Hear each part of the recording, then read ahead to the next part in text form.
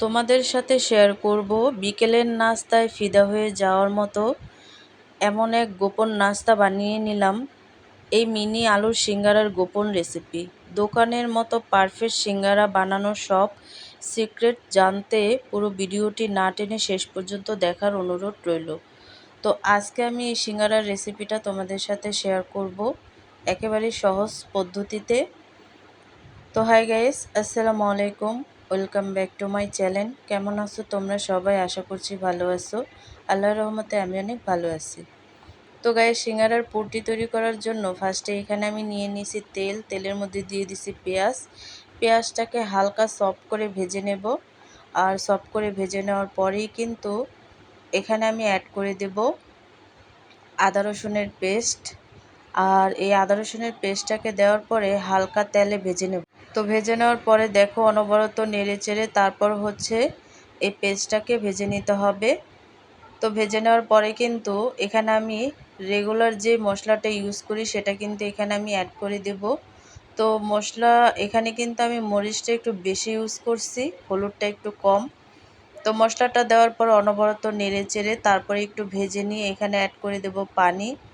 আর পানিটা দেওয়ার পরে কিন্তু অনবরত নেড়ে চেড়ে এই মশলাটাকে ভালোভাবে ভেজে নিতে হবে। আর ভাজতে ভাজতে দেখবে এক সময় তেলটা বের হয়ে গেছে। তো এই পর্যায়ে এসে এখানে আমি অ্যাড করে দেব আলু। তো আলুগুলো কিন্তু আগে থেকেই ছোট ছোট কিউব করে কেটে রাখছিলাম। তারপর হচ্ছে এখানে অ্যাড করে দিচ্ছি ঝাল হওয়ার জন্য কাঁচামরিচ কুচি। তো সবগুলো উপকরণ দিয়ে অনবরত নেড়েচেড়ে তারপর হচ্ছে আমি এই পুরটাকে রেডি করে নেব। সিঙ্গারার ভেতরে সেই স্পেশাল গোপন আলুর পুরটা বানিয়ে নিই। এর জন্য আলুগুলো খোসা ছাড়িয়ে একদম ছোট ছোট চারকোনা টুকরো করে কেটে ভালোভাবে ধুয়ে নিয়েছি। কড়াইতে সামান্য তেল গরম করে পাঁচফোড়ন আর কাঁচামরিচ ফোড়ন দিয়ে আলুগুলো ছেড়ে দেব। সাথে দেব সামান্য হলুদ গুঁড়ো আর হচ্ছে মশলা। সামান্য পানি দিয়ে আলুটা একদম মাঝামাঝি করে রান্না করে নেব। তো এখানে কিন্তু আমি পানি অ্যাড করে দিছি, দিয়ে তারপরে হচ্ছে আলুটাকে ভালোভাবে কষিয়ে এখানে আমি ডিমের ঝুরি দিয়ে দিছি, দিয়ে তারপরে হচ্ছে নেড়ে চেড়ে আমি এই আলুর পুরটাকে রান্না করে নেব। তো ভিডিওটি ফার্স্ট থেকে লাস্ট পর্যন্ত দেখতে থাকো, আশা করছি ভালো লাগবে। আর ভালো লাগলে প্লিজ একটি লাইক আর একটি সাবস্ক্রাইব করে পাশে থাকবে। তো দেখো একেবারেই কিন্তু পানিটা শুকিয়ে এই আলুর পুরটা কিন্তু একেবারেই ভাজা ভাজা হয়ে গেছে। আর এমন টাইপের হলেই কিন্তু এই আলুর পুরটাকে চুলা অফ করে রেখে দিতে হবে। তো দেখো আলুর পুরটা কিন্তু একেবারেই রেডি। তো এইভাবে করে আলুর পুরটা তৈরি করে এক সাইডে রেখে এখানে আমি একটা ডো তৈরি করে নেব সিঙ্গারার জন্য। তার জন্য নিয়ে নিচ্ছি ময়দায় দিয়ে দিব সামান্য একটু লবণ।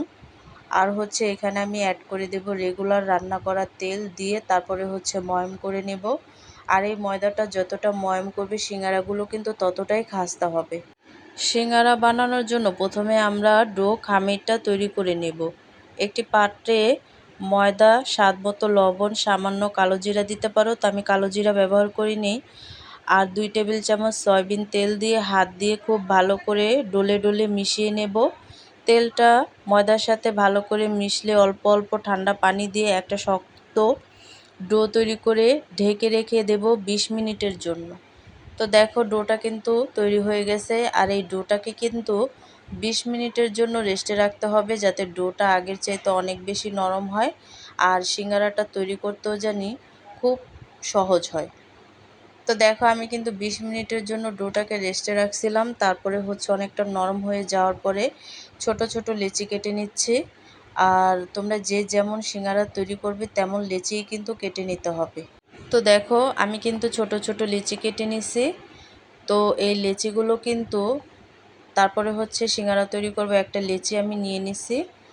সিঙ্গারার পারফেক্ট হওয়ার আসল রহস্য কিন্তু লুকিয়ে আছে সিঙ্গারার ভাজের মধ্যে। ডো থেকে ছোট লেচি কেটে একটু লম্বা করে বেলে নিয়ে মাঝখান থেকে কেটে 2 ভাগ করে নেবে। তারপর একটা অংশকে পানের খিলির মতো কোণ তৈরি করে ভেতরে রান্না করা আলুর পুরটা দেবে, মুখটা পানি দিয়ে ভালো করে সিল করে দেবে। তো দেখো আমি কিন্তু বড় সাইজের একটা রুটি বেলে নিয়েছি, তাও আবার লম্বালম্বিভাবে। তারপর হচ্ছে মাঝখান দিয়ে কেটে নেব। আর মাঝখান দিয়ে কেটে আমি একটু সাদা পানি দিয়ে এভাবে সিল করে নেব। আর কি পানের খিলিটা যেভাবে তৈরি করে সেভাবে করেই কিন্তু এই কোণটা তৈরি করে নিতে হবে। যেহেতু আমরা সব সময় এই সিঙ্গারার ভালোভাবে আইডিয়া নিয়ে তৈরি করি না, তারপরও চেষ্টা করছি যে সিঙ্গারাটা যাতে পারফেক্ট হয়। তারপর হচ্ছে আলুর পুরটাকে দিয়ে নেব। আর আলুর পুরটাকে ভালোভাবে দিয়ে তারপর হচ্ছে আমি একটু ভালোভাবে এই মুখটাকে সিল করে নেব। তো একটু চেপে চেপে নিলেই চলবে। তারপর হচ্ছে এই মুখটাকে একটু ঘুরিয়ে একটা প্যাঁচ দিতে হবে। তো তোমরা দেখলেই পারবে যে কেউ যে কীভাবে এই সিঙ্গারাটা তৈরি করতে হয়। তো দেখো এভাবে করে মুখটাকে ভালোভাবে সিল করে আমি এভাবে একটা প্যাঁচ দিয়ে নিচ্ছি। তো প্যাঁচ দেওয়ার পরেই কিন্তু একটা সিঙ্গারা তৈরি হয়ে যাবে। তো দেখো খুব সহজভাবে কিন্তু এই সিঙ্গারাটা তৈরি করা যায়। আর তোমরা আমার চাইতে আরও ভালো পারবে। তো এইভাবে সবগুলো সিঙ্গারাই আমি তৈরি করে নিছি। আর এই সিঙ্গারাগুলোকে এখন আমি ভেজে নেব। তো তার জন্য কিন্তু আগে থেকে তেল বসাইছি, তেলটা অলরেডি গরম হয়ে গেছে। সিঙ্গারা ভাজার মস্ত বড় গোপন টিপস হলো তেল কিন্তু কড়া গরম করা যাবে না, একদম হালকা কুসুম গরম তেলে সিঙ্গারাগুলো ছাড়তে হবে এবং চুলার আঁচ মাঝারি থেকে কমে রেখে একটু সময় নিয়ে উল্টিয়ে পাল্টিয়ে গোল্ডেন ব্রাউন করে ভাজতে হবে। তাড়াহুড়া করলে উপরটা লাল হয়ে যাবে কিন্তু মচমচে হবে না। তো দেখো এখানে কিছু সিঙ্গারা আমি দিয়ে দিছি আর উল্টিয়ে পাল্টিয়ে তারপর হচ্ছে এই সিঙ্গারাগুলোকে আমি ভেজে নেব।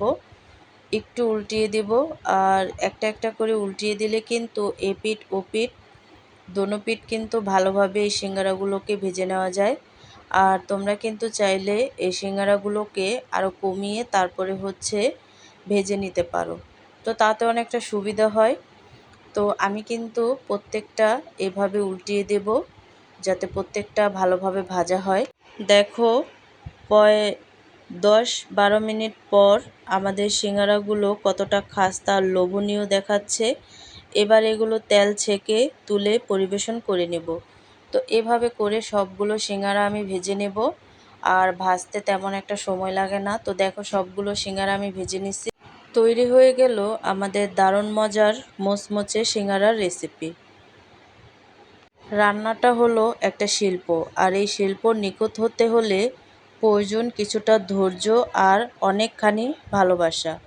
তুমি যখন মন থেকে ভালোবেসে নিজের আপনজনদের জন্য কিছু তৈরি করবে, তখন সাধারণ একটা খাবারও অসাধারণ হয়ে ওঠে। দেখো আমার সিঙ্গারাগুলো শেপ কিন্তু একদম পারফেক্ট দোকানের মতো হয়েছে। জীবনটা হয়তো এই সিঙ্গারার ভাজের মতো একটু জটিল, কিন্তু সঠিক সময়ে সঠিক ধৈর্যের পুরোটা দিতে পারলে দিন শেষে এর স্বাদটা কিন্তু দারুণ মোচমোচে আর তৃপ্তিদায়ক হয়। রেসিপিটি কেমন লাগলো কমেন্টে করে জানাবে। ভালো লাগলে লাইক ও শেয়ার করতে ভুলবে না। আর আমার চ্যানেলে নতুন হয়ে থাকলে চ্যানেলটিকে সাবস্ক্রাইব করে আমার পাশেই থাকবে। তো আজকে রেসিপিটা কেমন লাগছে অবশ্যই কিন্তু কমেন্টে জানাবে। তো অন্য কোনো রেসিপি নিয়ে তোমাদের মাঝে আবার চলে আসবো। আজকে এই পর্যন্তই। সবাই সুস্থ থাকবে, ভালো থাকবে। আল্লাহ হাফেজ।